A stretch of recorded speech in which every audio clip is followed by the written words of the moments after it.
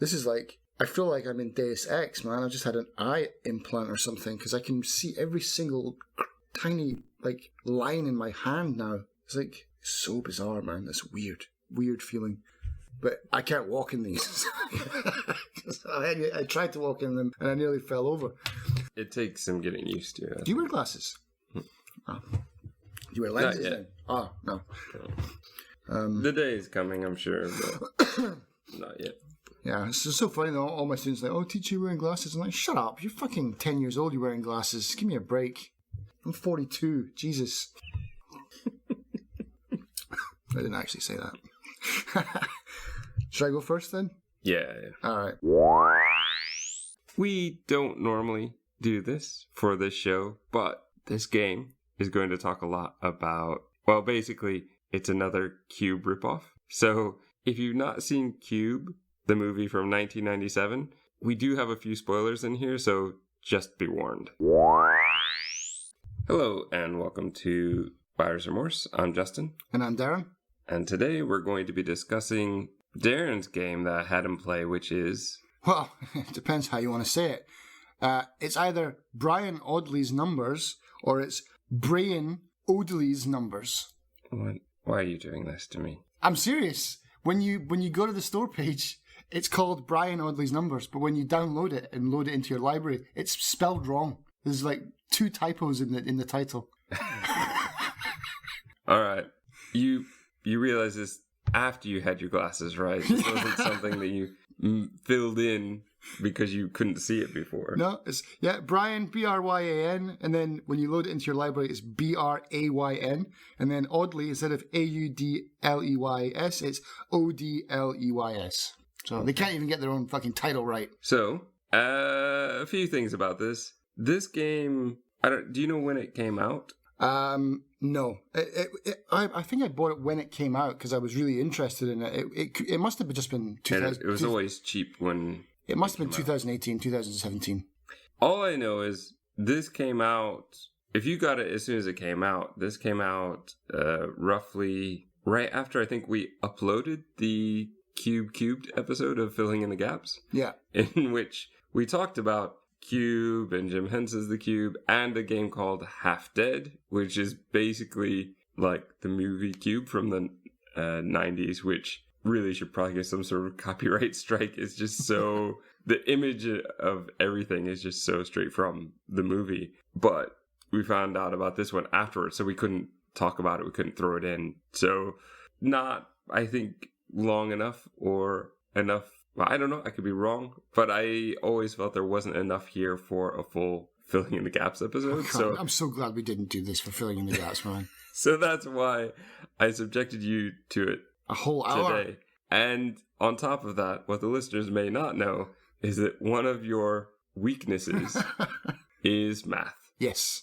And after playing this game for about 10 minutes, it seems like it's nothing but math. Yeah. It's pretty much an educational tool. Is that right? Yeah, if you want a prime number simulator, this is your game. So tell us about... I'm just going to say Bryan Audley from now on. No. Tell us about Bryan Audley's Numbers. Bryan Audley's. So basically... Okay, I don't know where to begin with this. I guess at the beginning, right? So you go to the store page and then you buy it if you're dumb enough to buy it. And then you check out the video for this gem of a game. It's 2 minutes and 30 seconds of a guy walking in a circle around one room. It doesn't show you opening a hatch, doesn't show you anything of the game, but just walking around inside the one room. It's a cutscene? It's not even a cutscene, it's the actual game. It's some guys just like strafing around. Are you watching somebody else or is it you? It's first person, so it's like you are seeing. It's basically taken from the game, but it's just, it's the view that you see. But he doesn't go into any hatches, he doesn't climb the walls, he doesn't climb downwards, he just walks around in a circle for 2 minutes and 30 seconds. Okay.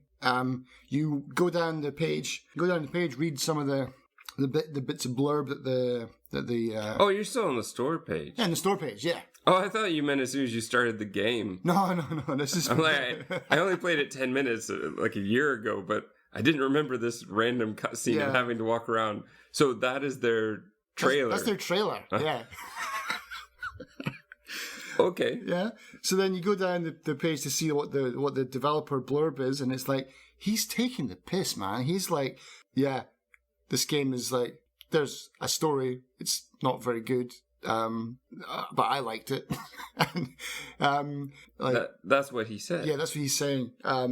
This is very obviously just, it's shovelware, man. It's trash. It's just been, but it's good, very pretty looking trash. Like, it looks very much again like the movie in a way where he should probably get in trouble for it. But yeah, I'm quite happy if people could do more things like this and not get in trouble, because they're not really taking anything away. It's not like there was I don't think, an actual Cube, the movie adaptation game. No. So I mean, but the thing is, it's like, yeah, even in the rest of the blurb, he's like, perhaps the most pointless game. That's from the developer telling us this. And then he's like, various locations, 6 colors of room, and it just continues. It's like, it's obvious that he's making fun of his own game and maybe even making fun of me for buying it. I don't think so. I think you're suddenly taking this very personally. I think this is meant to be very honest and self-deprecating and trying to be humorous, but you're not seeing that because I think you had to suffer through that hour. Perhaps.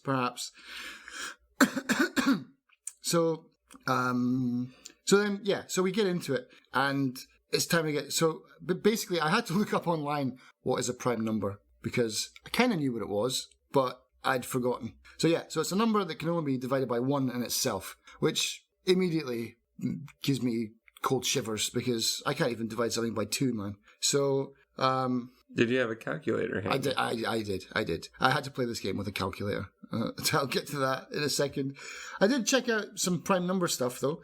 It's some weird stuff. Like, the largest prime number known was found in January this year, 2019. It's 2 to the power of 82,589,933 minus 1. And there's a prize for that. The guy got like 100 grand for finding that. There's like 50 grand and 100 grand prizes for people that can find the next big prime number. And how can it be minus 1? Because I suppose it can't be divided by 2 or something. So it's like, you're asking the wrong person. Well, that's exactly what I'm saying. If you take that minus 1, then the last digit is 2, which instantly means the entire number is divisible by 2. No, I mean, 2 to the power of this. So it's like... Oh, okay. That's different. Yeah, okay. Yeah. 2 to the power of this, then minus 1. Okay, yeah, that's talking over my head then. But I mean, the thing is, it's like, again, this is why I'm not a mathematical scientist, but like, I'm just like, well, why can't you just like add a few digits on the end there and then get an even bigger one? But I mean, I suppose when you get into these sizes of numbers, you're talking about supercomputers with petabytes of information. They will have to run through every possible number that it could be divided by to see. So maybe we should pack all this in and start working out the next big prime number, Justin. You can, or maybe you could do that. You just get out your pencil and paper, start dividing shit by 3. Yeah. 82 million? No. Yeah. But anyway, okay. So the game. The options are moderately difficult to impossible. I chose moderately difficult. And so basically, yeah, you basically go from room to room, exactly like the movie. They've got 3 sets of digits. Each one has 3 digits, exactly like the movie. So, for example, the room that you start in is 783-407-328. And that's not prime. So that's a safe room. Did they tell you what's safe and what's not? I can't remember. Not prime is safe. If any room has a prime, then it's... if any room is a prime number, then it's not safe. That's right. So it has to have a prime number to be safe. Shit, am I getting that the wrong way? No, I'm pretty sure that's right, based on the movie. You need to find a prime number. Prime number means it's trapped. Yes, prime number means it's trapped.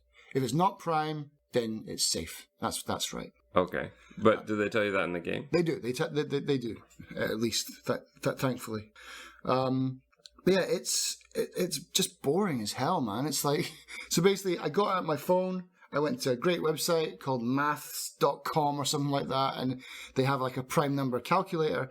And so it's not the whole number, it's the sections of 3.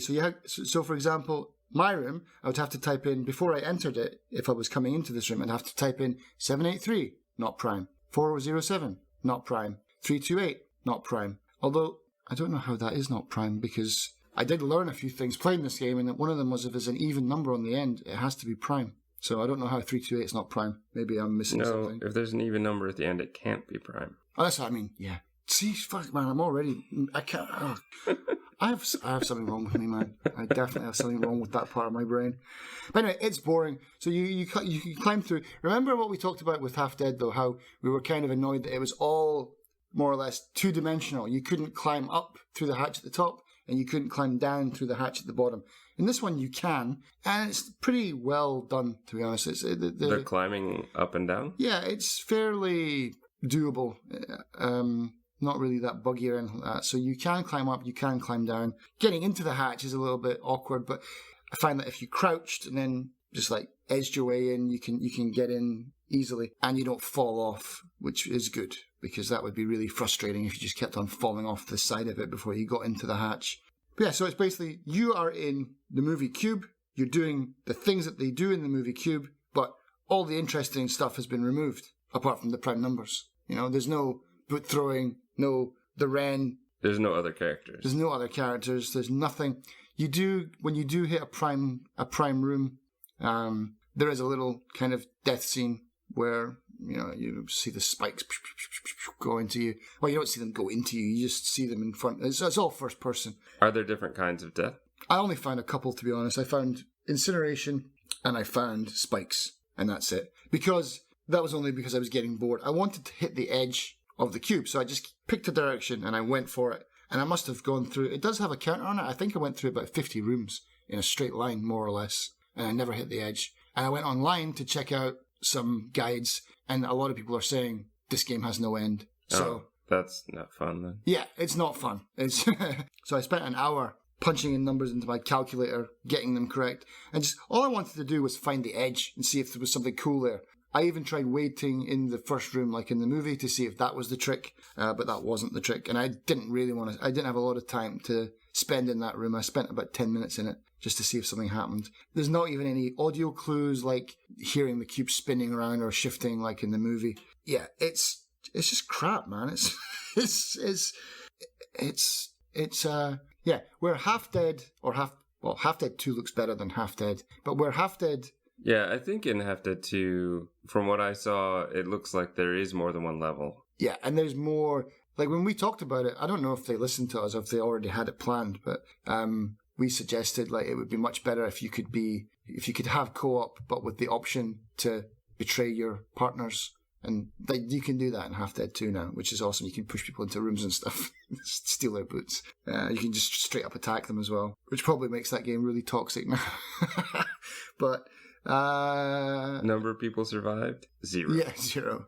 But yeah, so it's like where Half Dead is the cube game, Bryan Audley's Numbers is the cube simulator, and it's just not. It really is not fun. And you did play the full hour. I played the full hour. Yeah, I played everything, and like I said, I was gunning for the edge of the cube just to see if I could hit the wall and see what was, like, see if you could look out, maybe see, even if it was just like you opened it and it was blackness, it'd be like, oh, that's cool. Because the game does have like a little intro. It's almost like a Tron thing that they've got going on. Like you start off at your computer at a terminal, and then you kind of get sucked into the game, I suppose. Because the developer has left you a note saying, help me, come and find me. I'm in room 783-407-328, and that's where we arrive into the room in the game. Oh, that's disappointing. I thought maybe you had to find that. That's what I thought. I thought you would have to find that room. So I was looking for that room, and then when I died, and then when I came back, I realized like, oh wait, that's this.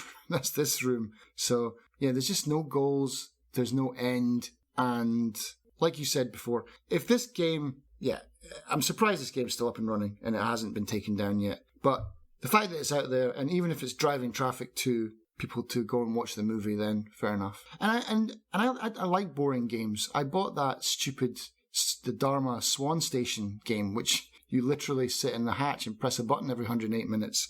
And is there still nothing else? You've been struggling for a very long time to see if there was something more to the game. I pick up from time to time. Like if I'm doing something else, I'll let the timer run down like once, and or maybe twice if I'm busy doing other things. And it saves your quote unquote progress. Yeah.